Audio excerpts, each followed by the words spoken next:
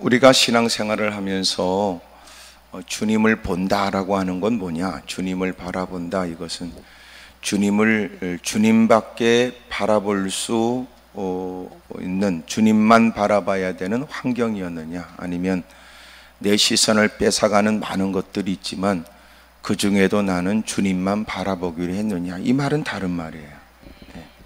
그러니까 대부분 환경에 의한 신앙생활이냐 아니면 진리에 의한 신앙생활이냐, 이건 다른 말이에요. 그러니까 환경의 통제를 받으면 길이 그 길밖에 없어서 그 길을 갈 수밖에 없었다. 볼 게 그거밖에 없어서 그냥 그것만 바라봤다. 뭐 들을 소리가 그 소리밖에 없어서 들었다. 이것은 환경에 통제된 유치한 신앙이에요. 그러니까 하나님께서 성경에 마치 짐승처럼 채찍과 막대기로 다루어야 될 사람, 채찍과 막대기로 다뤄야 될 사람, 그거 안 하면 더 터질 것 같고 그거라도 안 하면 인생이 더 비참해질 것 같아서 어쩔 수 없이 상황이 그래서, 이런 신앙은 유치한 신앙이라는 거예요. 그러니까 그런 신앙이 필요 없는 게 아니다 그런 말이 아니고, 여러분 그런 신앙에서 성숙되어져야 된다. 성장해야 되는데 마치 그 신앙이 다인 것처럼 착각하면 안 돼요. 이제는 우리가 환경이 개선되고 여건이 나아지면 볼 것도 많아지고 가고 싶은 곳도 많아져요. 근데 놀라운 건 그가 이제는 진리를 쫓아 하나님을 기쁘시게 하고자 하는 마음으로 시선을 끄는 건 많으나 그는 주님만 바라보기로 했다. 그를 자극하거나 그를 현혹하는 많은 소리가 들리긴 하지만 그는 그 소리보다는 주님이 들려주시는 세미한 그 음성에 귀를 기울이고 했다. 여러분 그게 신앙이지. 근데 만약 우리가 환경이 그래서 그것만 바라봤기 때문에, 그것만 볼 수밖에 없었기 때문에 그것만 봤다, 이건 믿음이 아니에요.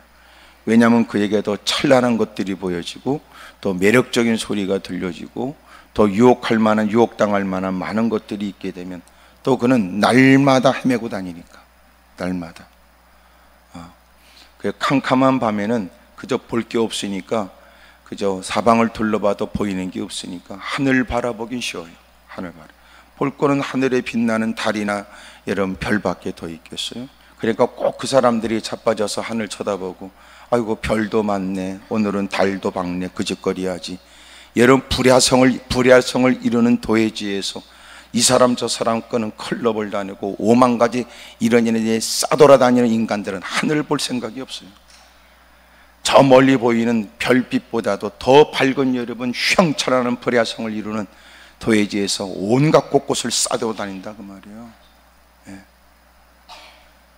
그러니까 과연 우리가 주님을 바라본다는 개념이 너는 주님만 바라볼 수밖에 없는 환경이냐, 아니면 우리를 현혹해 하고 눈길을 끄는 많은 것들이 있어도 주님만 따라가는 것이 진리이기 때문에 나는 주님만 바라보겠다는 것이냐. 여기 이제 아멘이 이렇게 시원찮은 게 진실된 걸 거예요. 진실된 걸 거예요. 그러니까 우리가 아멘을 대부분 하는 것은 생각 없이 내뱉는 얘기가 많아요. 그러니까 여러분 우리가 어찌 보면 듣고 보니까 그러니 이제 그럴 수 있는 거거든요. 그러니까 네가 주님밖에 없다는 것은 진짜 주님밖에 없다는 환경이냐 아니면 진리에 의한 것이냐, 이건 다른 거예요. 그러니까 하나님 전에 다가와서 사력을 나고 몸부림치니 꽤나 괜찮은 믿음인 것처럼 보여져도 환경이 개선되고 형편이 좋아지고 여건이 나아지면 뿔뿔이 흩어질 사람 많아요. 워낙 우리는 지금 이렇게 앉아있는 건 착해서가 아니고 믿음이 대빵 커서가 아니라 이런저런 환경과 형편에 통제되었기 때문에 이 자리에 있는지도 모르죠. 소위 이런 얘기예요. 아이고 내가 당신 같은 사람과 이렇게 옆자리에 앉아있을 사람이 아니야. 내가 워낙 지금 꼬라지가 그러니까 쭈그리고 앉아있지. 나도 이번에 한껏만 생겨봐라. 내가 5만 대 싸돌아다니고 개판을 치고 난 그렇게 살 거다. 그럴 사람도 여기 있는데 뭐. 하나님이 그 쏘가지를 아니까 너는 좀 더 이런 환경이 있어야 되겠다. 그리고 주님이 족쇄로 채워 딱 묶어놓는 거예요. 그 생각이, 그렇게 누가 볼 땐 처절하게 기도하는 모습은 안타깝지만 그러나 주님은 그 쏘가지를 아니까 그 쏘가지가 달라질 때까지 주님이 기다리시는 거지. 옆에서 물어봐. 그쪽은 어떤 케이스냐고 다 물어보세요. 시작.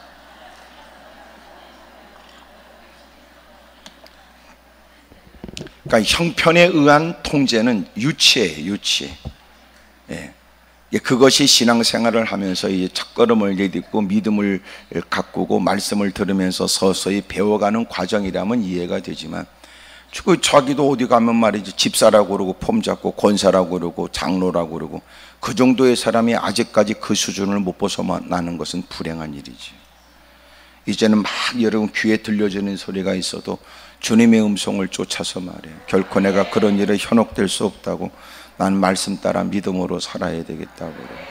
또 여러분 워낙 강력한 유혹이고 다수의 사람들을 통해서 다가오는 그 유혹을 뿌리치기 어려우면 잠깐 여러분 눈빛에 갈등의 빛이 보여지고 그의 행동은 멈칫하는 것처럼 보여져도 그럼에도 불구하고 나는 마땅히 갈 길을 가야 된다고 그러고 또 가야 될 사람이, 여러분 그곳에 주저앉아가지고 야바웃꾼들에게 사기당하고 이렇게 저렇게 이런 휘둘려내 세월을 헛되이 보내고 시간을 낭비한단 말이에요.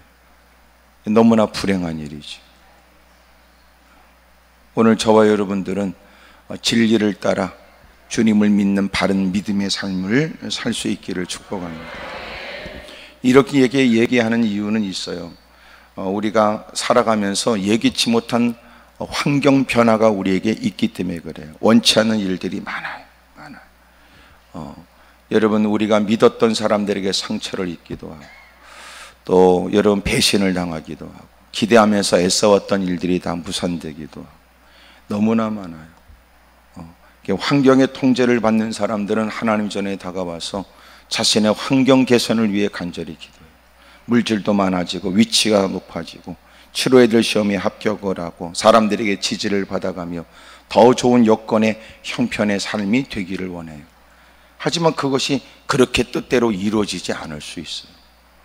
어떤 분이 기도원에 올라오셔서 저에게 편지와 함께 헌금을 이렇게 보내셨더라고요. 사연 얘기를 들어보면 가슴이 아픈 얘기예요. 그 얘기가 뭐냐면 이런 얘기예요. 남편이 너무나 병중에 있어서 너무나 힘들어하고 또 하나님께 엎드려 기도하면 하나님이 살려주실 줄로 믿고 기도를 했어요. 열심히 매달려 기도했어요.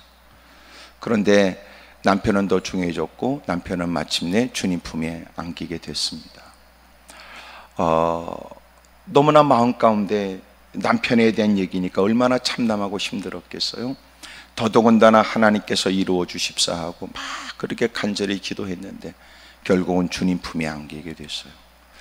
그분의 글 속에는 얼마나 힘들었을까가 묻어 있었어요. 하지만 그 모든 글의 마지막 부분에는 마음을 추스리시는 것 같은 느낌을 받았습니다. 그러고 결론은 목사님 제가 헌금을 보냅니다.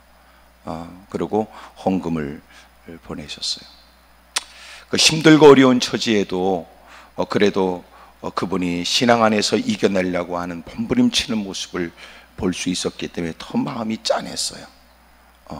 제가 그걸 받들고 기도도 했습니다마는 여러분 하나님께서 그분에게 위로해 주시고 또 이렇게 어렵고 힘든 중에도 또 하나님을 생각하고 결코 믿음으로 극복하려고 하는 그 모습이 너무너무 귀하게 느껴졌거든요.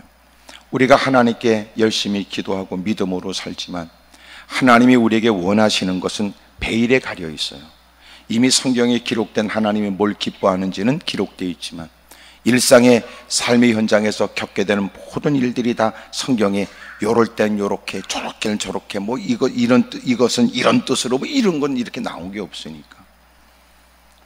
그러니까 우리는 지금 그 문제를 실제적으로 겪고 있는 사람으로 우리가 원하는 바는 존재하잖아요. 나는 이런 문제가 없었으면 좋겠어. 나는 이런 문제가 해결됐으면 좋겠어.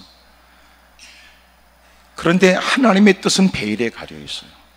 그래서 제가 하는 얘기, 입구에 저 기도원 입구에 써놓은 것처럼 우리가 원하는 것은 구하라는 거예요. 네가 원하는 걸 구하거라. 그러나 너는 하나님이 원하는 것을 행해야 된다. 그게 주님의 결론이에요. 언제나 제가 얘기하잖아요. 우리의 신앙에는 큰 두 기둥이 하나님의 절대 능력, 뭐든지 이루실 수 있고 뭐든지 해결할 수 있는 하나님은 그렇게 능력이 많으십니다. 또 하나의 기둥은 뭐예요? 그것은 하나님의 결정은 의롭다는 거예요. 하나님, 내가 원하는 바는 있어요. 이렇게 해줬으면 좋겠어요. 주님 보실 때 이건 아무것도 아니잖아요. 주님 보실 때 이것은 쉬운 거잖아요. 그런데 하나님은 우리의 생각과 다른 거예요. 누차 그런 얘기를 했지만, 우리가 좋다는 개념과 나쁘다는 개념은 우리는 우리의 입장에서 어리석은 인간의 기준으로 생각할 뿐이에요.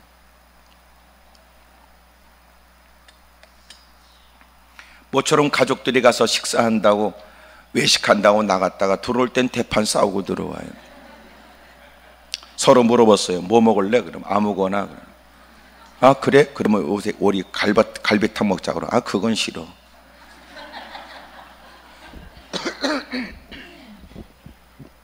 그리고는 대판 싸우고 들어와요. 집구석에서도 복잡한데 교회는 얼마나 복잡할까요? 다 좋은 취지예요. 좋은 취지. 어느 교회에서는 대판 싸웠대요. 여러분, 교회 설립주일입니다. 그렇게 이제 오시는 분들이 많지 않은데 그래도 그분들에게 뭘 대접은 해야 될 것 같아서요. 어떻게 할까요? 식사 대접을 밥을 할까요? 그랬더니 아니요, 떡을 해서 그냥 떡을 이렇게 나눠주십시오. 한쪽은 떡을 하자 그러고 한쪽은 밥을 하자 그러고 대판 싸웠대요. 그럴 바엔 그냥 쌀을 한 봉다리씩 주세요. 여러분 보세요. 우리가 뭐 때문에 싸우나? 좋은 일 때문에 싸워요. 그러니까 좋은 일에는 뭐가 개입할 수 있어요? 마귀가 개입할 수 있어요. 그러니까 좋은 일에는 그래서 더 많이 기도해야 돼요.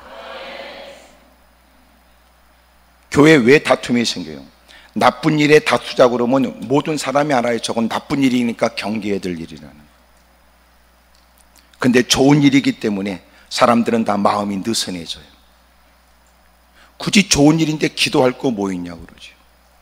사도행전 16장에 말하고 있는 15장에 여러분 대판 싸우는 바울과 바나바의 모습, 좋은 일에 힘쓰는데 성령이 맡고 예수의 영이 맡고 환상을 통하여 발걸음을 옮기게 한 일. 다윗이 성전을 지어드리고 싶었는데 하나님이 금하셨던 일들 다 좋은 일이에요.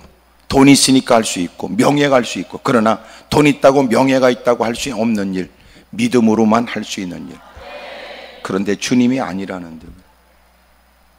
그러니까 우리가 추진하는 일이 믿음인가 아니면 그것이 욕심인가도 살펴야 돼요. 다 겉으로 볼 땐 좋은 일이에요. 교회를 지어놓고 교회를 이단에게 넘긴 교회도 많아요. 많습니다. 처음에는 하나님의 영광이래요. 하나님의 나라래요. 아이들 코 묻은 돈에서부터 사람들이 꼬부쳐놓은 돈까지 다 해서 사력을 다했어요. 애써 지었어요. 빚을 갚을 능력이 없어요. 고스란히 이단들 아가리에 집어넣어버려요.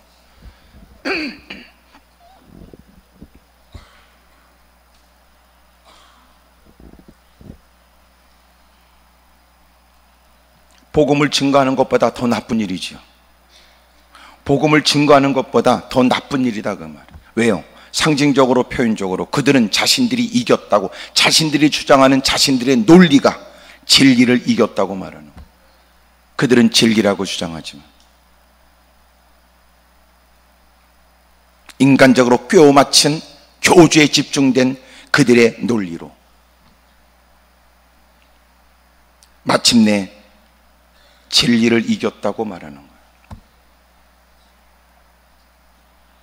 가슴 아픈 일이지요. 왜 그래요? 근본적으로 잘못돼서 그래요. 교회 짓는 건 나쁜 일입니까? 선교하겠다는 게 나쁜 일입니까? 복음을 증거하겠다는 게 나쁜 일입니까? 거기에도 여러분 포도원을 허는 여우가 출입하는 개구멍이 있어요. 그러니까 기도해야 돼요. 그러니까 우리 주변에 하나님의 이름을 빙자한 더러운 짓이 많아요. 교회 내도 많아요. 하나님의 영광을 빙자한, 그러나 정작 그 안에는 정의만 외치되 진리는 없는 거지 같은 인간들.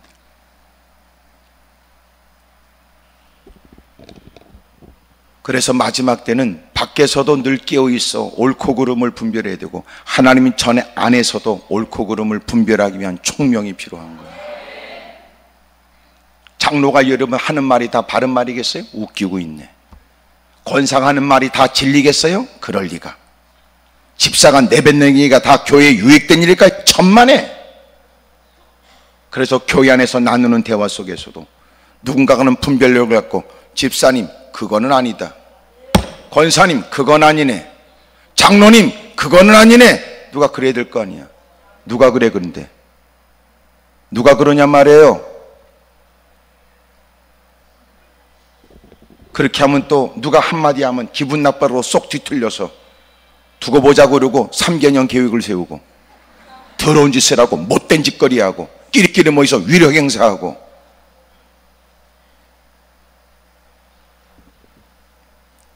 그러니까 풍비박산되는 거예요. 그러니까 서서히 그런 아픔을 겪으면 이제 서서히 알아서 기어요. 저 인간 건들지 말아라.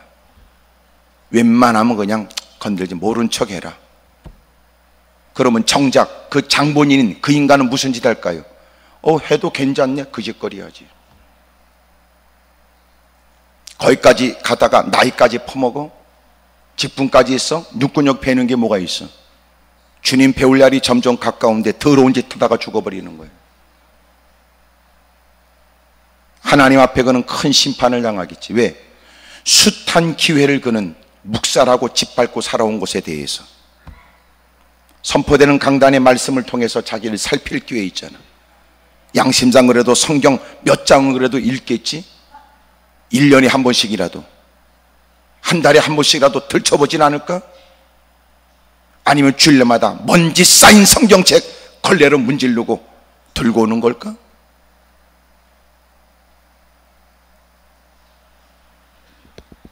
그러면서 때 되면 대표기도 한다는 것처럼 코미디가 어디 있어요?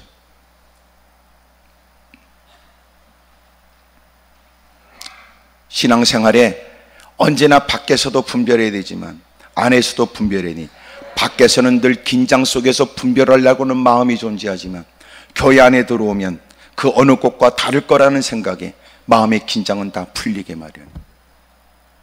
신앙 안에서 서로 포용하고 신앙 안에서 늘 하나님 말씀의 기준으로 모든 것들을 바르게 할 것이라고 생각하지만 교회 안에도 어둠의 세력이 누군가를 휘어잡아 하나님의 이름을 빙자한 더러운 짓을 획책한다고요. 그래서 교회 안에 늘 경계될 게 뭐예요? 교회 안에 들어와 예배는 동참하겠다고 하지만 신앙생활은 할 수 있다고 말하지만 언제나 인본주의적인 거예요. 언제나 지가 좋아야 좋은 거고 지가 싫으면 아니고, 지 똥꼬집에 맞아야 되고 지 판단에 맞아야 되고, 설교는 들을 수 있으나 그 가르침을 따를 마음은 없고, 언제나 가는 곳곳마다 누군가에게 늘 성령의 역사, 성령의 은혜를 사모하지만 정작 성령께서 예배 시간에 필요를 따라 주의 종을 통하여 듣게 하시고 알게 하시는 건 외면하는 사람. 그런 모순이 가득하다고요. 그러므로 교회 안에서도 지금은 깨어 있어야 된다. 더더군다나 옛날 같으면 한 구역, 한 지역에 사람이 그렇게 이사를 가는 것이 빈번하지 않은 환경에, 농경사회에 뻔한 사람들이 모였을 때는 여러분 뻔한 모든 환경들을 다 알겠지만 지금은 워낙 여러분 거주 이전의 자유가 있어. 소위 마음껏 싸돌아다니고 교회도 마음껏 싸돌아다녀. 이 교회에 있다 저 교회로 옮겨오고 저 교회에 있다 이 교회로 옮겨 다니고. 그러니 그 사람을 통제하거나 제재하거나 할 수 있는 방법이 전혀 없어요. 좀 세게 말하면 아이고 이 교회는 아닌 모양이네 그러고 다음 주 옮겨버리고. 가면 갈수록 개판이 될 가능성이 많아요. 옛날 같으면 장로교는 장로교, 장로 중에서도 합동 측, 통합 측, 기장 측 뭐 따져가면서 이러면 여긴 어느 교단이에요? 이렇게 옛날엔 다. 지금은 그런 것도 없어요. 장로교, 감리교, 침례교, 하여튼 순복음, 하여튼 뭐 성결교, 성결교도 기성입니까? 예성입니까? 뭐 따져.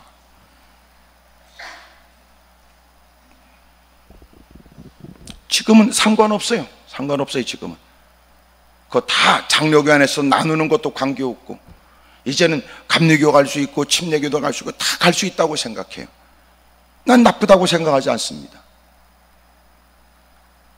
오만데 다 마음껏 아니에요. 그러나 그 근본적으로는 뭐가 문제가 있을 수 있어요? 저 사람은 교회를 무슨 기준으로 택하냐? 이건 묻고 싶어요. 무슨 기준으로 택하나? 이건 묻고 싶다. 결국은 자기가 좋으면 좋은 겁니다. 이게 무슨 말일까요? 교회 지 마음에 안 들면 떠나갈 수 있습니다.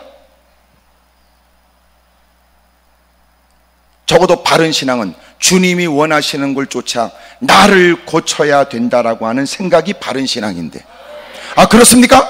저 고치겠습니다. 아 그걸 주님이 기뻐하십니까? 아 그럼 저도 그걸 좋아해야 되겠군요. 아 주님이 그걸 싫어하십니까? 아우 나 그거 좋아했는데 그럼 그만둬야 되겠군요. 이러는 거.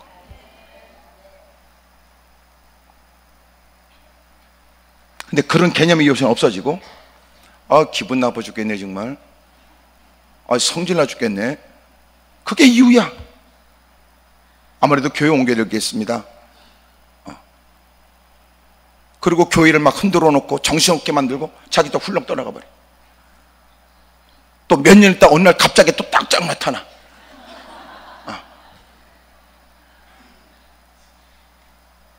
그러니까 교인들도 지 맘대로 왔다 갔다 하는 것처럼 교회도 오지 마세요 이런 것도 얘기해야 될 것 같아. 오지 마 너는 이렇게, 넌 가버려 막 이렇게.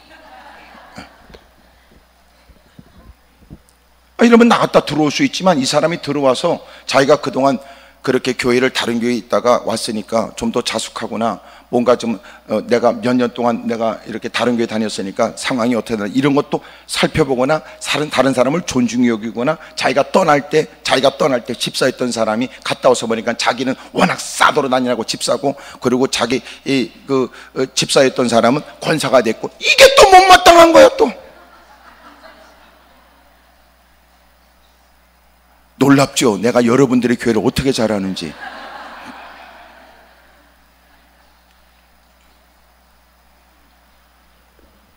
그러면 안 돼.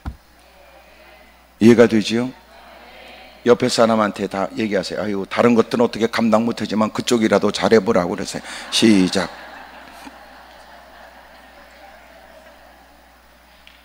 신앙생활하면서 다양한 많은 일이 있어요.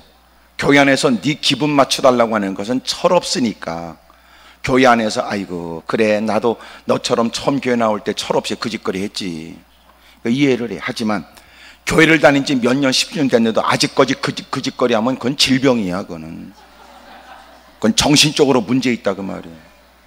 예? 이제는 그만큼 교회를 다녀 교회를 사랑하는 마음이 남달리 애틋하고, 그런 중에 지금까지 주장했던 사람이 어떻게 하면 내가 잘 섬길 것인가 생각하고, 또 자기보다 늦게 이제 들어온 사람들이 철없이 한때 자신의 모습을 보이면 아이고 누군가 나를 기다려주고 또 누군가 나를 그냥 지켜봐 준 것처럼 나도 그 사람 이렇게 도와줘 가면서 그 사람도 성장하도록 나도 역할을 해야 되겠다, 이런 것이 마땅한 일이고,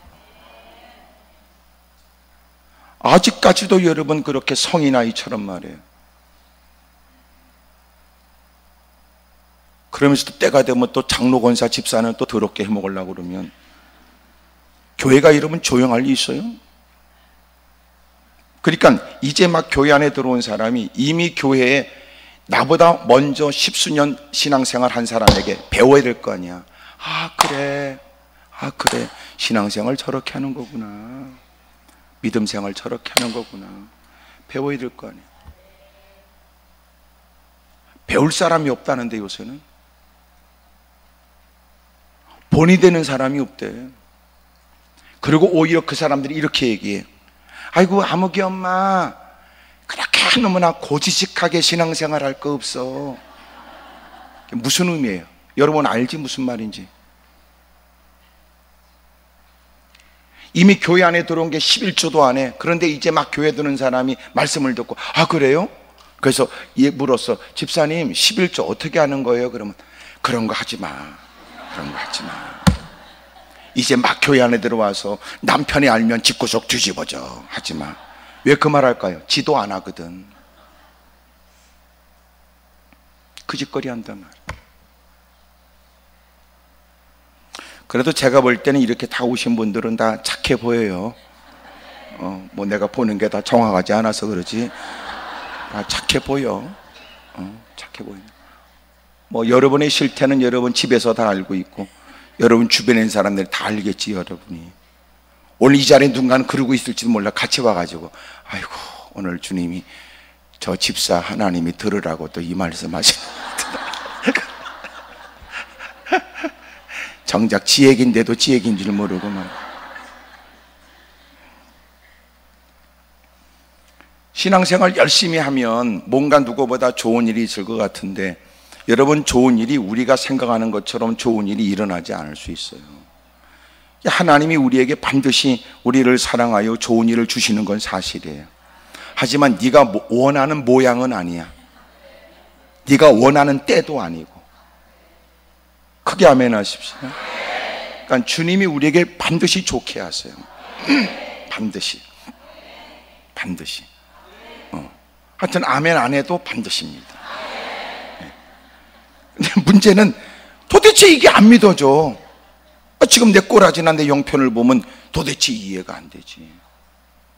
하나님이 우리에게 좋은 걸 주는 건 하나님이 우리를 더 잘하시기 때문에 우리의 유익을 위해서 하나님이 우리가 생각지 못한 모양으로, 생각지 못한 때, 생각지 못한 방식으로 우리를 도와주세요. 몰라. 이런 거지요.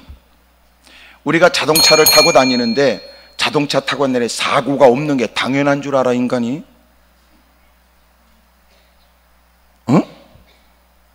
아니, 자동차 타고 다니는데 사고 없는 게 되게 당연해. 은혜지. 아이고, 내가 졸지만 않으면 되지. 그래, 네가 안 좋으니까 괜찮지만 다른 것들이 좋은 게 와서 네 차를 받겠다는데 어떡할 거야?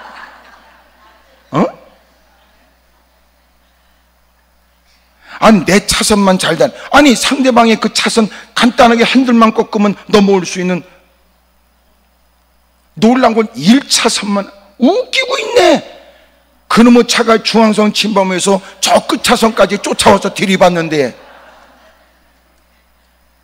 더 놀라운 일은 지금 여러분 저 우리 큰 대로에 지금 고가도로가 되어 있지만 고가도로가 저쪽에 수원에서 서울로 가는 고가도로, 이게 일본 국도거든요. 일본 국도. 고가도로가 처음 생겨가지고 난간이 저렇게 높이 안 세워졌었어요. 투명막이 이렇게 돼 있거나 그러지 않았을 때 그 조그만 난간을 버스가 졸음운전했는지 난간을 치고 날아갔다니까. 에? 고가도로 위에서. 그리고 그 밑에 가는 봉고차가 있었는데 그대로 탁 얹었어요. 영화의 장면을 찍는다고 그게 되겠냐고. 사람이 죽었어요. 난 그래서 그걸 보고 왜 자동차엔 썬루프가 필요한지 알았다고. 자동차는 앞만 보면 안 돼. 뚜껑 열고 위도 봐야지. 인생 누가 알아? 여러분, 한국의 지금까지 역사 속에 여러분 단위가 끊어져 다리가 무너져서 일어난 일들, 오늘 우리가 다니는 게 그냥이 어디 있냐고요. 이걸 좋은 일을 좋은 일인 줄 모르는 거야. 그리고 자기가 좋은 일은 따로 만들어놨어. 요렇게 해야 좋은 일이고 저렇게 해야 좋은 일이라고 생각해. 그것이 훗날 시간이 지나면 오히려 자신에게 화근이 될 것도 전혀 모른 채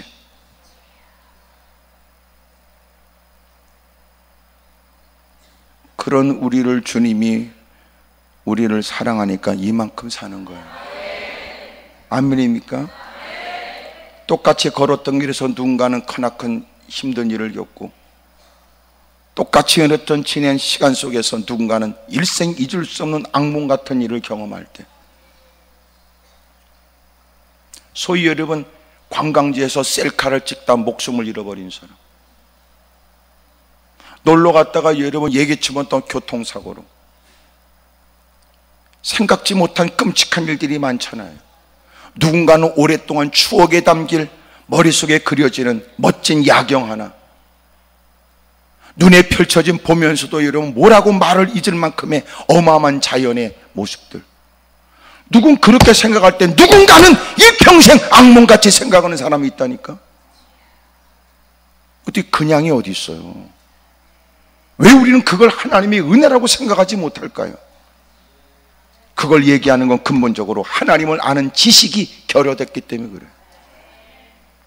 하나님의 모든 것들을 살피시고 관장하시고 간섭하여 우리를 이끌어 주신다고 하는 것이 믿어진다면 오늘 이 자리에 앉아있는 것도 우연은 아닐 테고 나름대로 이유 때문에 올라왔겠으나 주님이 부르신 목적은 다를 수 있으며 하나님이 들려주시는 말씀 역시 이유가 있을 거라고 깨달으면 여러분의 삶에 놀라운 변화가 시작되지요.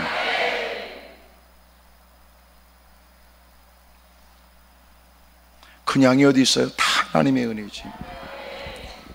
이 시대에 우리가 태어나 우리의 인생은 시작되고 오늘도 만나는 만남 속에 하나님의 뜻이 있을 테고 충동적으로 느끼는 여러분 마음의 분노 때문에 후회스러운 일을 행하기보다 뭔가 우리에게는 신앙생활하면서 배우는 것이 생각이거든.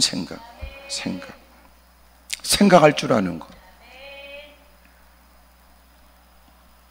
누구보다 믿음 생활을 잘했습니다. 누구보다 신실하게 살았습니다. 누구보다 성실하고 깨끗하게 살려고 애썼습니다. 그런데 오늘 본문에 보여지는 한 가정에는 자식이 없습니다. 6절에 이 두 사람이 하나님 앞에 의인이니 주의 모든 계명과 규례대로 흠이 없이 행했습니다. 원망과 불평 없이 살았고 날마다 감사가 있고 하나님의 거룩한 일에 힘썼던 사람입니다. 여러분, 성경에 기록할 정도라면 누구보다도 그의 생활은 의심할 필요가 없지요. 누구보다 성실하고 바르게 살았던 사람, 그만큼이나 우리는 그에게 뭐가 있기를 기대할까요? 아름다운 일, 좋은 일이 있기를 우리는 생각해요. 기대해요. 자식 하나 없어요. 대를 이을 만한 자식이 없는 겁니다. 엘리사벳은 자식을 낳을 수가 없는 사람이에요. 자식 하나도 없습니다. 더더군다나 이제는 희망이 없어요. 두 사람은 나이가 많은 거예요. 나중에 천사가 했던 얘기가 마리아를 통해서 서로 얘기를 할 때 뭐라고 그러냐면 36절에 보면 보라, 내 친족 엘리사벳도 늙어서 아들을 배웠느니라. 본래 임신하지 못한다고 알려지니까 이미 6달이 되었다 그래요. 그러니까 이미 사람들에게도 그 나이에 더 이상 이젠 자식을 낳을 수 없고 그 가정은 자식이 없고 그 여인은 더 이상 자식을 낳을 수 없다고 알려진 거예요. 여러분, 그만하면 막 살아도 이해가 되지 않아? 그만하면 개판을 쳐도 그래, 저 사람 할만치 했으나 하나님께 버림당한 처지에 그런 이제는 외쳐대는 소리, 하나님은 없어요.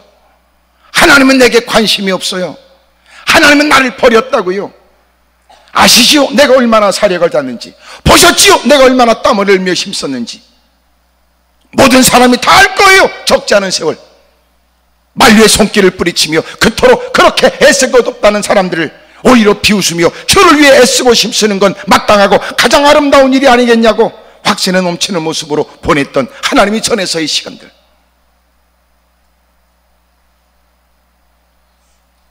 흥분 속에 말했던 그는 고개를 떨구고 힘없이 얘기했을 거예요. 그런데 그 하나님이 나를 버렸어요. 그러나 그 모든 일들은 다 소용이 없어요. 나를 보라고요. 나이는 들었는데 자식 하나 없고, 나를 보라고요. 내게는 희망이 없어요. 여러분도 아시지요? 하나님이 주시는 복이라는 건, 하나님은 그의 당대에도, 그러나 하나님은 자손의 번성을 통하여 복을 주는데 저는요 이제는 아무것도 없어요. 누구라도 여러분 이런 얘기는 공감이 가잖아요. 사가랴, 엘리사벳, 그 두 사람은 누구보다도 흠없이 살았어요. 그들은 자식을 낳지 못했고 대를 이을 자식이 없이 나이는 들어 어찌 보면 이제는 참으로 하나님을 섬기는 것이 어떤 의미인지,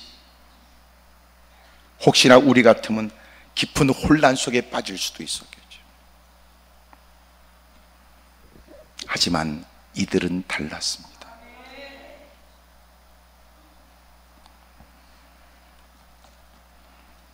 목사님, 그렇게까지 기도할 것 없겠더군요. 목사님도 아시지요? 내가 얼마나 사력을 다했는지. 혹시나 그는 자기의 헌금을 얘기할지도 몰라요. 자기가 얼마나 새벽에 빠지지 않고 했었는지도 말할지 몰라요.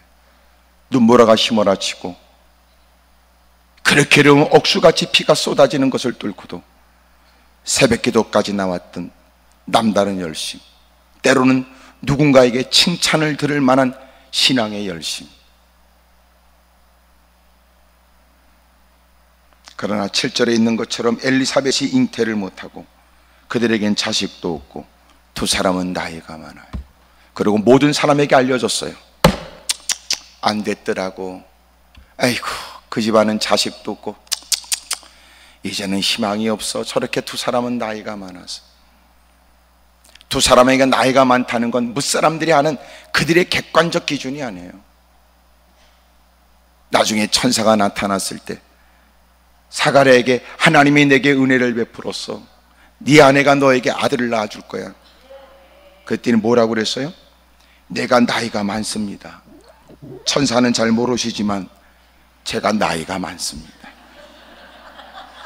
18절에 사가랴가 천사에게 이르되 내가 이것을 어떻게 알리오? 내가 늙고 아내도 나이가 많대요. 이미 이들은 아이를 낳는 걸 다 접었어요.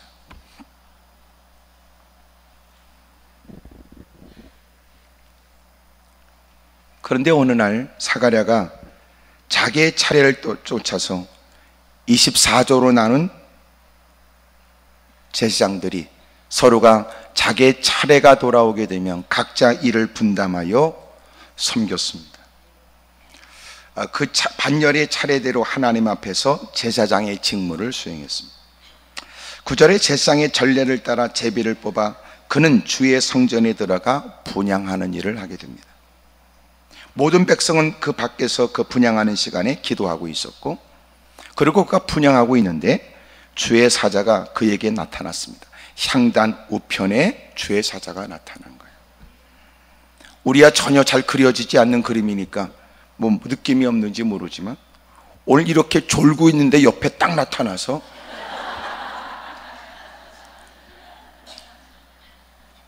그는 자지러지게 소리를 지를지도 모를 일이지만, 여러분, 마침내 향단 우편에 천사가 나타났어요. 사가랴도 놀랐어요. 얼마나 놀랐는지 마음에 두려움이 엄습해요. 천사가 그에게 말합니다. 사가랴여, 무서워하지 말아라. 그러니까 주님이 우리에게 역사하는 건 두려움이 동반되지 않아요. 그러니까 주님이 우리에게 베푸시는 거 뭐예요? 평강으로 역사하세요. 크게 아멘 하십시다. 그러니까 주님이 우리에게 두려움을 주는 게 아니에요. 오히려 우리가 두려움을 가질 때 주님은 오셔서 내니 두려워하지 말아라. 너는 평안할지어다. 늘 그러세요.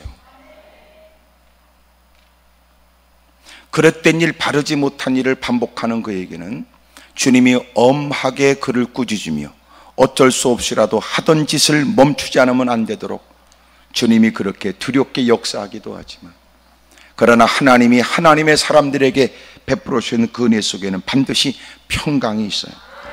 두려워하지 말아라. 너의 간구함이 내게 들린지라. 내 아내 엘리사벳이 내게 아들을 낳아주리니 그 이름을 요한이라고 해라. 이런 걸 보면 하나님이 응답하시는 것은 우리가 생각하지 않은 때일 수 있어요. 그러니까 중요한 건 우리가 기도를 어떤 마음으로 해야 돼요? 믿음으로 해야 돼요. 내가 기도하면 주님이 들으신다. 그 믿음으로 기도해야 돼요. 그리고 그렇게 기도했거든 너희들은 하나님께 다 문제의 짐을 넘겼거든 너희들은 그 믿음 안에서 평강을 누리고 사는 거예요. 이제는 주님이 그들을 떠안으신 주님이 우리를 위해서 적절하게 가장 우리에게 유익되도록 조치하세요. 따라합시다. 우리가 기도하면 하나님이 맡으셔서 주님께 속한 일이 되게 하셔서 주님이 처리하십니다. 그러니까 처리하는 거니까 처리에 관해서 걱정할 거 없어요. 우리가 하나님께 기도하면 하나님이 그것을 들으시고 하나님이 기가 막힌 때에 역사해 줘요. 이야, 언젠지 몰라요. 난 여러분이 그래서 기도하면 응답된다고 저는 자신 있게 말해요. 가로 열고 언젠지 모르지만 가로 닫고. 왜냐하면 기도를 들으시는 주님이 우리는 전부 다 그것을 이득, 계산 이렇게 생각할 때 주님은 그 기도를 들으시고 우리의 유익을 생각하세요. 그리고 그걸 통해 하나님의 영광을 생각하세요. 그리고 주님은 기가 막힌 때를 준비했어요. 그 때가 언젠가 보니까 예수님이 이 땅에 오시기 전 6개월 전이에요. 그러니까 이미 한 가정을 볼 때는 자식을 낳을 수 있는 시기가 지나갔어요. 자식을 낳을 수 있는 때가 지나가 버린 거예요. 그리고 이제는 모든 사람들은 그 가정에는 자식이 없어. 그렇게 단정 지을 수밖에 없는, 본인들도 그러하고 지켜보는 사람의 인생 경험으로도 그래요. 근데 주님은 전혀 예기치 못한 때를 준비하고 계셨던 거예요. 그때가 언젠가 보니까 예수님이 이 땅에 오시기 전, 마리아에게 수태고지가 있기 6개월 전에 하나님께서는 그의 친족이었던 엘리사벳에게 자식을 주는데 이름이 요한이래요. 그는 나중에 세례를 베푸는 사람이 되어져 세례 요한이라고 불려져요. 이야, 기가 막히게 그 모든 그림이 있어요. 하나님의 뜻을 이루는 일에, 하나님의 영광 받으실 일에, 그에게도 복된 일이 되도록 하나님이 만드셨던. 그러니까 우리의 시야 갖고는 안 될 것 같으네. 천상 믿는 것밖에 없을 것 같으네.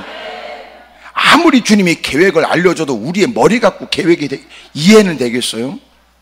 예? 요새 여러분 반도체 그러고 무슨 뭐 얘기하는데 무슨 말인지 알겠어? 무슨 공족에 무슨 뭐 수소가 필요한데 뭐 알겠어? 우리는 설명해줘도 모를 일. 간단하게 얘기하세요. 간단하게 얘기하세요. 길게 얘기할수록 더 복잡해지니까 전문 용어가 나와서 얼마나 우리가 이해를 하겠냐고. 그런 게 있는 모양이네.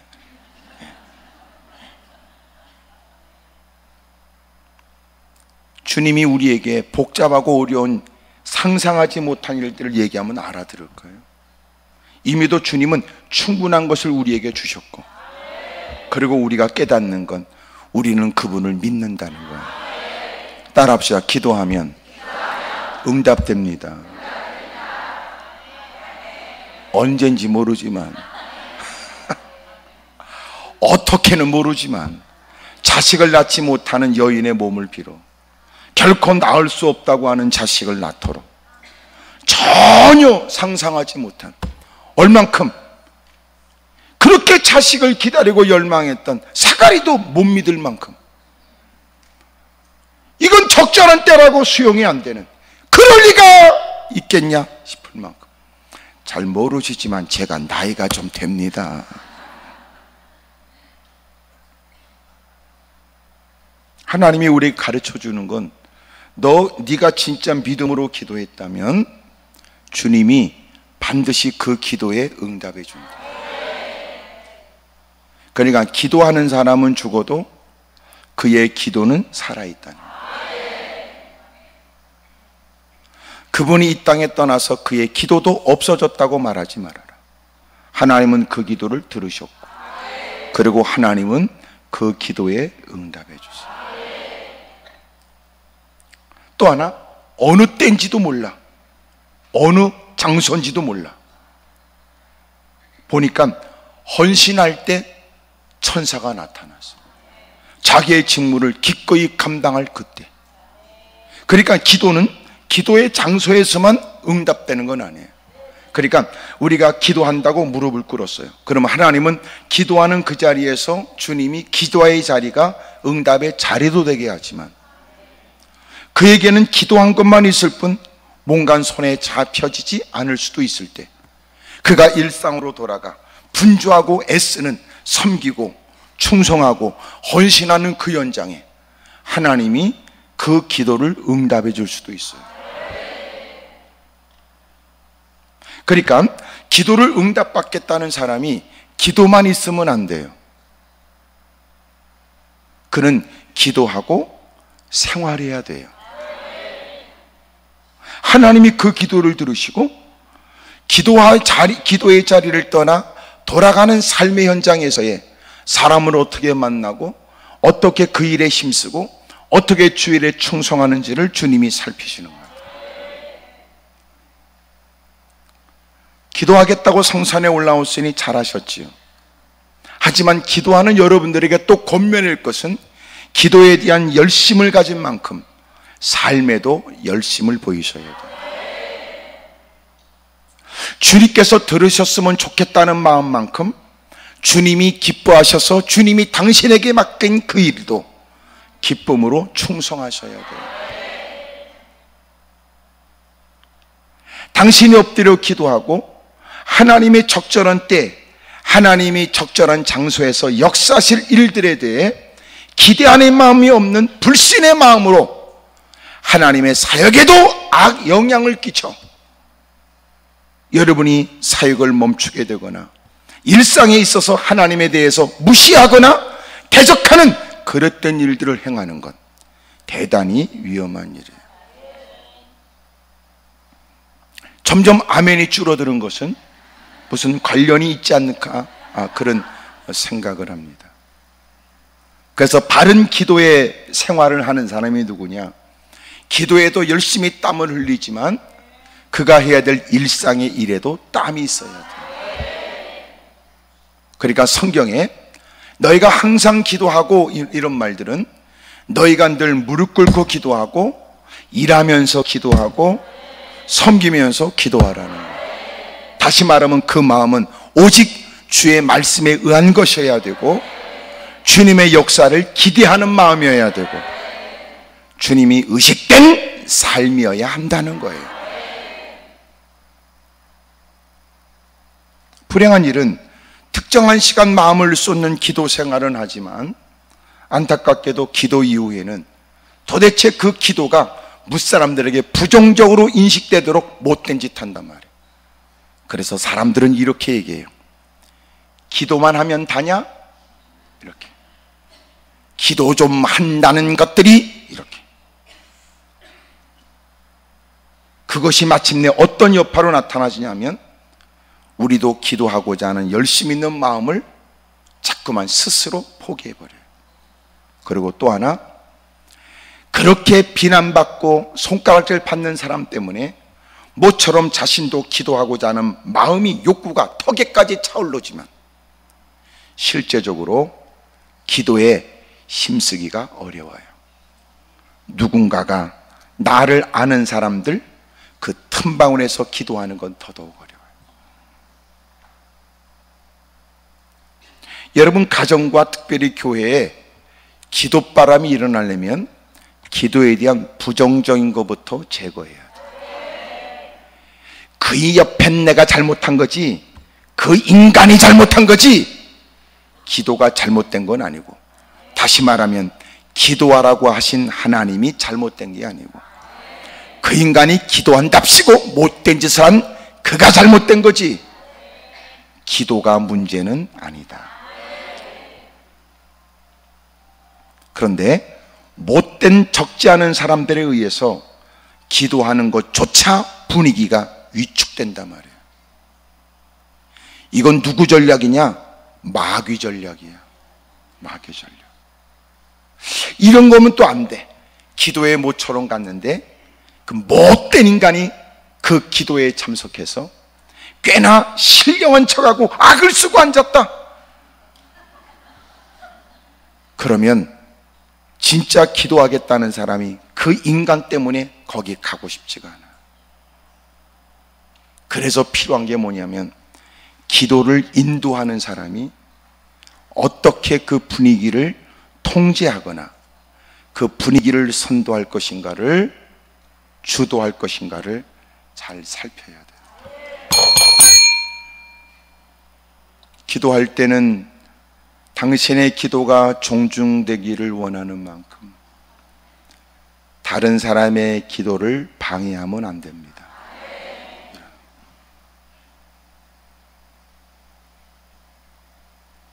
근데 간혹 좀 내가 봐도 아우 저 사람은 쉽지 않겠다 그런 사람이 있더라. 그런 사람이 누구냐면 목소리가 보통 큰 게 아니에요. 근데 그 사람이 목소리가 보통 큰 게 아닌 게 문제인데 그보다 더 큰 문제는 본인이 몰라요. 자기가 얼마나 큰 목소리인가를 모르는 것 같아요. 그 또 하나, 사람이 다 가질 수 있는 것처럼 뭔가 마음껏 기도하고 싶은 막 욕구에 미칠 때가 있잖아요. 똑같이 소리를 질러도 이 사람이 하면 다른 사람은 소리를 멈춰야 돼.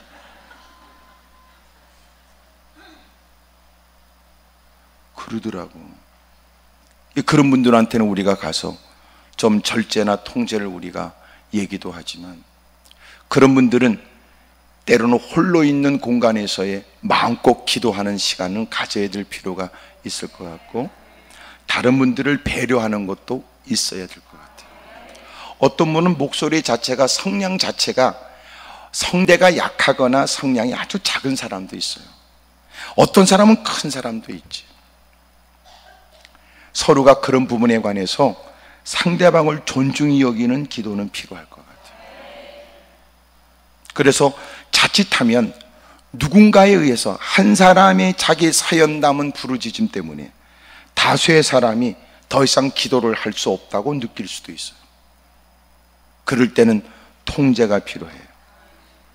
그리고 서로를 존중히 여기도록 도와주고 가르쳐 줘야 되겠더라고요. 그렇지 않으면 더 이상 그 기도에는 사람들이 관심으로부터 멀어질 수밖에 없어요. 그래서 제일 좋은 게 뭐냐면 그냥 소리내서 막 기도하는 것보다는 그저 여러분 조용스럽게 웬만한 톤에 기도하도록 만드는 경우도 있어요. 자칫하면 무슨 봉인이 해제되는 것처럼. 그래서 가끔 기도 인도하는 사람은 눈을 뜨고 봐야 돼.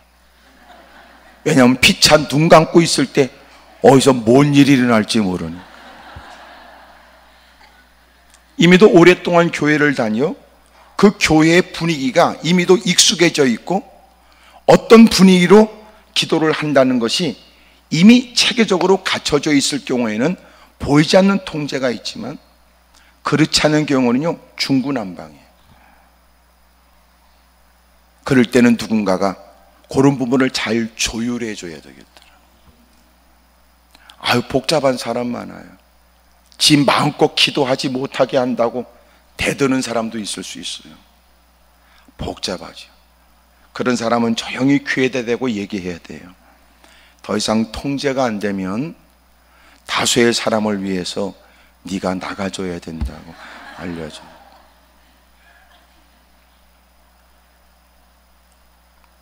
그러니까 어찌 보면 가장 기본적인 상식이나 가장 기본적인 다른 사람을 존중해 여기는 것을 무시하는 건 안 되지. 저는 여러 사람이 이렇게 다 기도할 때, 물론 성경 어디에도 꼭 눈 감아야만 기도가 응답된다는 말은 없어요. 눈 뜨고 기도하셔도 돼요. 근데 피차 눈싸움 하면서 기도는 안 되잖아. 그러니까 더 주님께 집중하고, 예? 또 기도하면서 자기를 살필 수 있는 건 때로는 눈을 감고 기도하면 자기를 들여다볼 수 있는 기회도 되고, 또 주님을 의식하는데도 집중하는 데 도움이 되거든요. 근데 다 그렇게 눈 감고 기도할 때 목사는 눈 뜨고 기도할 필요가 있어요. 왜냐하면 간혹 누군가가 네가 방인지 내가 방지를 구분하지 못한 채, 구분이 안 된 건지 의도적으로 팔을 더 뻗어서 들고 가는 건지 모르지만 간혹 그런 사람이 그 전에 있었다고요. 그럴 땐 목사라도 여러분의 가방을 지켜줘야 되기 때문에 목사는 왕 위에 서서 이렇게 잘 살펴봐야 돼요. 때로는 어떤 사람은 얼마나 막 흔들고 막 기도하는지, 저거는 본인은 나름대로 이유가 있어서 저렇게 막 찌르고 막 흔들고 막 팔을 흔들고 있는지 모르지만, 저거는 본인은 이유가 있다고 그래도 누가 보면 저건 미친 짓일 가능성이 있고, 그래서 그럴 때는 통제를 해야 돼요. 그러니까 옆에 사람도 느끼는 것 같아. 자꾸 바람이 이렇게 일어나니까 점점점 그 사람 자리가 넓어지더라고. 다 피하느라고. 대부분 그 기도의 습관들이 어떻게 드는가 보니까 교회 생활하면서 학습이 되더라고요. 그러니까 목사님이 가르쳐 준 건 아닌데 은혜 좀 있다고 하는 권사가 하나가 앉아가지고 기도할 때마다 막 이러면 옆에 사람도 아, 저렇게 해야 뭐가 발동이 걸리는 모양이다, 그렇게 생각할 수 있어요. 우리는 농담 같으지요. 실제적으로 그런 일이 일어나요. 때로는 무릎 꿇고 사람이 앞뒤로 흔들면서 기도할 수 있어요. 왜냐하면 무릎 꿇고 이렇게 앞뒤로 흔드는 게 훨씬 낫지 옆으로 흔드는 거는요 좀 쉽지 않아요. 근데 앞뒤로 열심히 흔들고 기도해요. 근데 그 정도가 지나치다고 하는 사람도 보일 수 있거든요. 아, 저거는 나름대로의 기도의 습관이구나, 그렇게. 근데 누군가가 그의 전도를 받거나 누군가가 그를 꽤나 굉장한 신령한 영적 수준을 가지고 있는 사람이라고 여겨질 때는 그 사람의 기도에 모든 다양한 습관을 배워야 된다고 생각을 해요. 가슴 아픈 일이에요. 제가 중국에 오랫동안 이렇게 회사와 관련돼서 가서 집회도 하고 예배도 드려주고 그랬거든요. 거기에 소위 중국 교포 한 분이 거기서 일을 하면서 그 예배를 동참했어요. 얼마나 뜨겁게 기도하는지 그럴 수밖에 없는 게, 여러분 중국이 개방되긴 바로 그때니까 아직도 여러분 살벌하고 분위기가 안 좋아요. 그 처지에 저도 목사라는 사실을 말하기가 어려웠던 아주 힘들고 어려운 때였는데, 그분들이 그 골방에서 사력을 다하고 목숨 걸고 몸부림쳐 기도하는 게 아니라면 그곳에서 좋은 뜻을 품고 시작했던 일들을 이뤄내기가 어려워요. 지금 하나님이 큰 은혜를 베풀어 주셔서 큰 일을 하고 있는데, 여러분 그 공간에서 막 기도하면서 사투를 벌이고 기도하는 거예요. 지금은 소천하셨습니다마는 그 권사님 한 분은 얼마나 기도하는지요.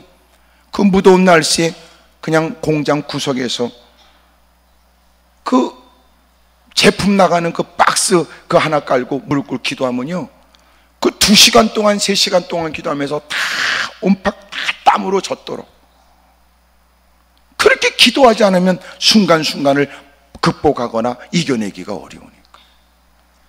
그러니까 그분들의 기도는 전투적 기도예요. 그렇게 사력을 다하고 기도하면서 그분도 그 조선족 그분도 같이 참석해서 예배를 드리면서 그 기도를 배웠어. 전투적 기도를. 그렇지 않으면 그 영적 전쟁을 이길 방법이 없으니까. 에? 그리고 이분이 한국 분하고 결혼을 해가지고 그 제가 주례를 하고, 그리고 한국에 이제 들어와서, 그리고 이제 어느 교회를 가서 예배드리고 갔는 거야. 그리고 이제 저를 같이 만나서 이제 가 식사하고 얘기하는데, 목사님 그 교회 이상하더라고요. 어쩜 그렇게 기도를 조용히 할 수 있단 말입니까? 기도를 어떻게 조용히 할 수 있단 말입니까? 왜냐하면 그분은 중국에서 적지 않은 시간 전투적 기도를 배운 거야. 근데 주일날 기도하자고 그래서 자기는 좀 그렇게 기도해야 된다고 생각했는데, 어쩜 기도를 소위 그분의 표현을 말로 표현하면 그따구로 기도하냐 그 말이야.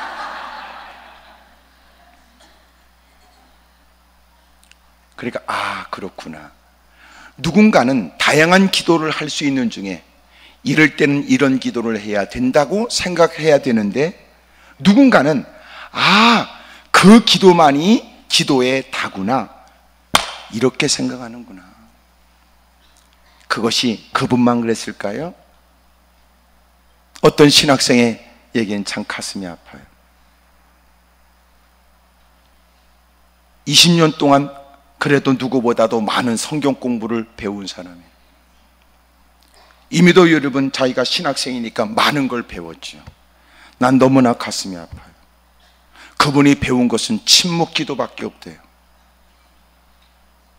곧 얼마 있지 않으면 목사가 될 사람입니다. 부르짖는 기도에 깜짝 놀란 겁니다. 주님이 응답해야 되는데 그 사람이 놀란 겁니다.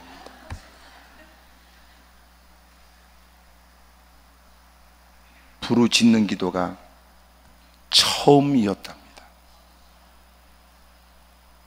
난 지금 여러분이 놀라는 것과 다른 나는 가슴 아픔을 느꼈어요. 그분이 목사가 된다면 그분은 사람들에게 뭐라고 가르칠까? 부르짖는 기도를 천박한 기도, 부르짖는 기도를 이 시대에 맞지 않는 유치한 기도, 신비주의적인 인간, 신비주의적인 인간, 그렇게 말할 수 있겠구나. 심각한 게 뭐냐면 우리가 주님을 따르는 제자가 맞다면 우리는 주님에게서 모든 것을 배워야 됨에도 그는 주님으로부터 배우지 않으면서도 성경 공부를 했으니 주님의 제자라고 말할 수 있다고 생각할까? 대단히 위험한 일입니다. 하나님께 엎드려 기도하는 다양한 표현의 기도, 분명한 것은 주님의 약속에 의한 기도에 주님은 우리가 전혀 예기치 못한 때 응답을 주고 또 하나 전혀 예기치 못한 장소에서도 주님은 우리에게 그 기도에 응답을 주세요. 아멘입니까? 때로는 이 처지에 어떻게 그것이 이루어질까? 이 형편에 어떻게 오랫동안 기도, 하나님 이렇게 문제가 심각해지기 전에 내가 기도했던 거 아닙니까? 내가 이렇게 어려워지기 전에 내가 하나님 속히 역사해 주시고 조치해 주셔야 된다고 기도했는데 이제는 내가 보기에도 희망이 없습니다. 하지만 주님은 그가 나이가 많고 아내도 아이를 갖기에는 희망이 없는 때인데 주님은 그때를 가장 좋은 때로 여겨 그 일을 통하여 그의 가정에는 자식을 가슴에 안는 기쁨뿐만 아니라 요한의 태어남으로 많은 사람이 기쁘고 예수님이 오시는 길을 예비하는 귀중한 인물이 되고 또 그 사건은 마리아가 기꺼이 하나님 말씀은 능치 못하심이 없으니 내가 잘 알고 있는데 친척 엘리사벳도 자식을 본래 낳지 못한다 했으나 하나님 말씀은 능하심이 없느니라, 능치 못하심이 없느니라. 하나님은 못할 일이 전혀 없으시느니라. 주여, 나는 계집종이오니 말씀대로 되기를 원합니다. 알고 보니까 대단한 역할을 한 거야. 이처럼 귀한 일이 어디 있어요? 하나님께 엎드려 드린 기도, 하나님은 우리가 상상하지 못한 더 아름답고 좋은 것으로 우리를 만족해 하세요. 그리고 그 일을 통해 하나님은 영광을 받으시고 하나님의 나라는 이루어지고, 우리가 왜 기도하면서 선입견이 뭐냐면, 여러분, 우리는 기도하면서 때를 내가 정하니까 문제예요. 장소를 내가 정하니까 문제다, 그 말이에요. 적어도 우리가 기도할 때는 하나님의 절대 능력뿐만 아니라 하나님이 나를 더 위하신다는 하나님의 사랑을 잊지 않아야 돼요. 나를 위하시는 주님이 나를 위하여 기도하라고 하신 바, 하나님은 그 기도에 관해서 내게 더 유익된 일들을 이루실 것이다. 때도 그러하며 장소도 그렇게, 모양도 그렇게 주님이 만들어 주세요. 아멘입니까? 오늘 하나님께 엎드려 간절히 드리는 그 중심의 기도는 하나님께 기도했거든 두려워하지 말아요. 그리고 주님께 다 맡기세요. 아멘입니까? 당신의 기도는 믿음으로 기도하지만, 기도한 다음에 그것이 믿음이라면 더 이상 그것 때문에 낙심할 거 없다는 거예요. 그러니까 네가 드린 기도가 진짜 믿음의 기도라면 기도 이후에 더 이상 그것 때문에 낙심하거나 절망하거나 한다. 그래야 네가 드린 기도가 믿음의 기도라는 것을 알게 되거든. 아멘입니까? 그러니까 오늘 믿음으로 하나님께 기도하고, 그리고 이 자리를 떠나서 삶의 현장에 돌아갈 때는 그 문제에 관해서 자유하세요. 염려한다고 해결될 일이 아니고, 근심하거나 발품을 팔아 곳곳을 뛰어다닌다고 해결되는 일이 아니라는 걸 누구보다 잘 알아. 하나님 앞에 눈물을 적신 마음을 담긴 기도를 드리는 여러분, 이제는 의지할 것은 하나님밖에 없고 바라볼 것은 하나님밖에 없다고 확신되어진 여러분들이, 여러분 믿음으로 드린 기도가 분명하다면 더 이상 그것 때문에 낭망하지 마라. 할렐루야. 하나님께 기도하고 또 기도해요. 이게 무슨 말이냐면, 하나님 제게 믿음을 주십시오. 하나님이 이루실 수 있음에 대한 확신이 있게 해주십시오. 제 기도를 들어주십시오. 그리고 그는 또 자리를 박차 일어나되 마음에 평강은 있으나 또 기도한다. 그 기도는 뭘까요? 주님, 잘 되고 있지요? 잘 안 믿어져서요. 주님, 잊지 않았지요? 요새 워낙 제가 사기를 많이 당해서요. 그런 의미로 기도하는 게 아니고, 하나님께 엎드려 기도한 그가 마음의 평강을 갖고 자리를 떠나며, 그는 또 기도하는 것은 하나님, 내 마음이 움트려고 하는 의심을 이기게 해 주십시오. 자꾸만 내 마음 가운데, 야, 그렇게 중요하고 엄청난 일 네가 기도했다고 이루어지겠냐? 그리고 자꾸 마음 한구석에서 나쁜 마음이 꿈틀거릴 때 그가 엎드려 기도하는 건, 주님 왜 응답 안 됩니까? 재촉이 아니라, 주님은 이미 들으셨고 주님은 이 모든 일을 다 우리의 유익을 위해 조치하실 것인데, 내 마음 가운데 자꾸만 환경으로 인한 두려움이, 그리고 자꾸만 속닥거리는 이런저런 내 마음의 소리 때문에 내 마음에 불안이 생깁니다. 의심입니다. 주님, 내 마음의 의심이 떠나가게 해주십시오. 여전히도 주님이 믿어지도록 제게 믿음을 더 견고케 해주십시오.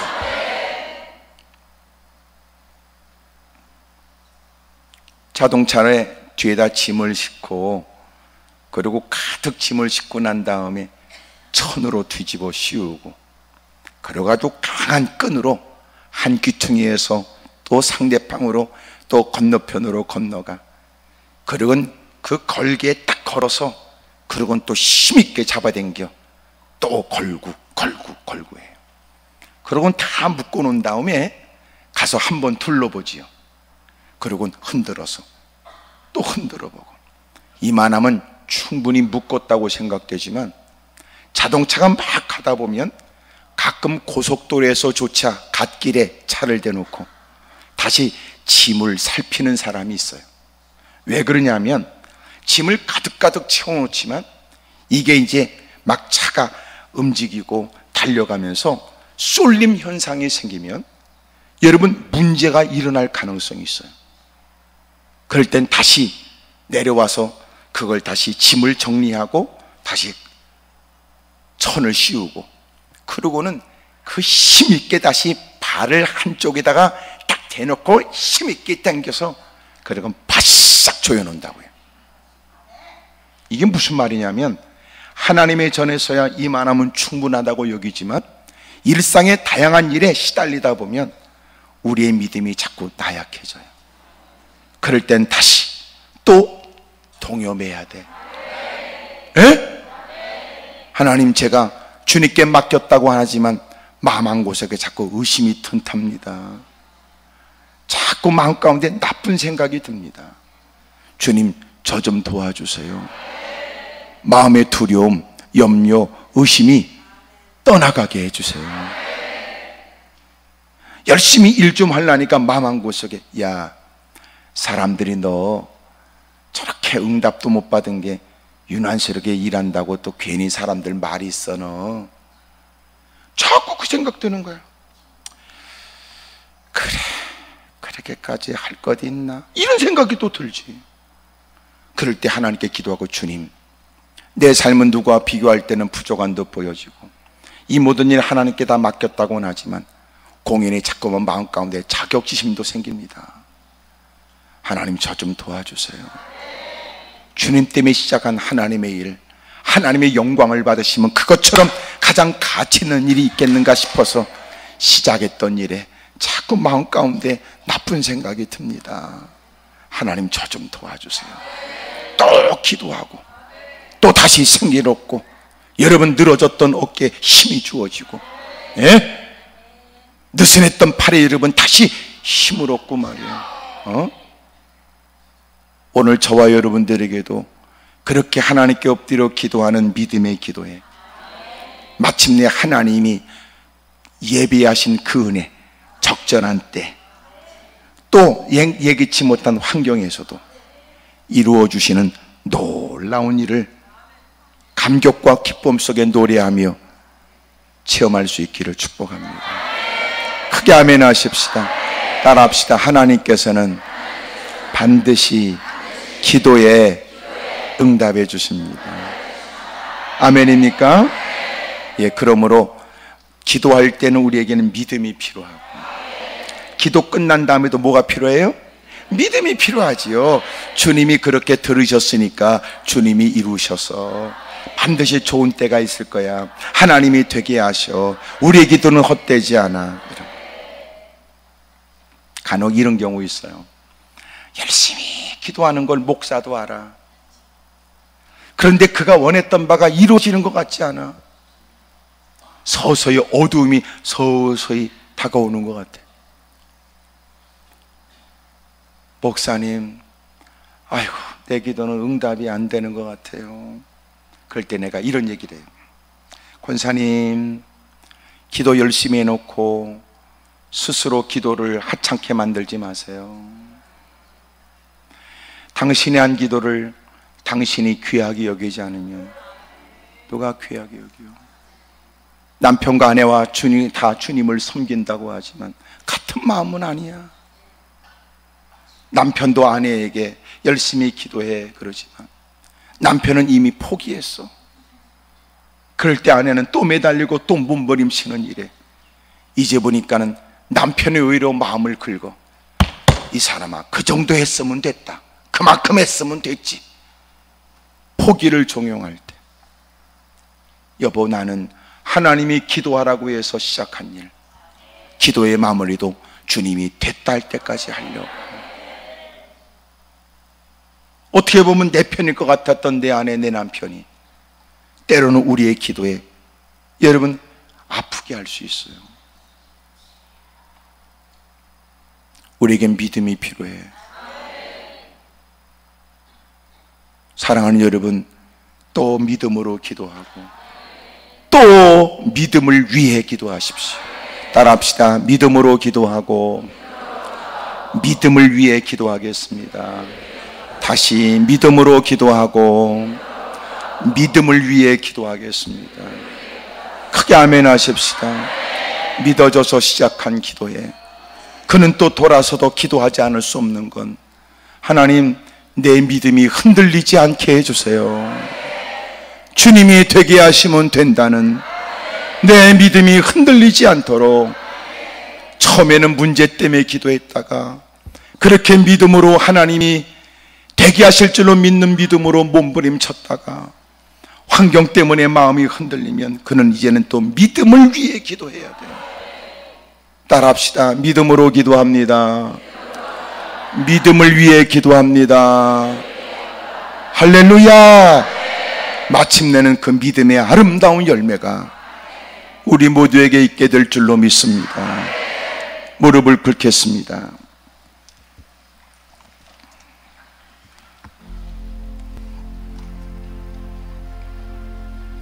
오른손을 높이 들지요. 하나님, 믿음으로 기도합니다. 그리고 또 지속적으로 믿음을 위해 기도합니다. 주님이 우리의 기도에 응답해 주심을 그들도 알게 해 주십시오. 두 손을 높이 들겠습니다. 아버지, 주님을 믿습니다. 주님이 되게 하시면 됩니다. 주님이 도와주시면 됩니다. 주님이 이루어주시면 됩니다. 주여, 우리가 믿음으로 기도하며 또 믿음을 위해 기도합니다. 내 마음의 두려움이 떠나가게 해주세요. 의심이 떠나가게 해주십시오. 우리 힘주어 주님을 크게 세 번 부르고 통성으로 기도합니다. 주여,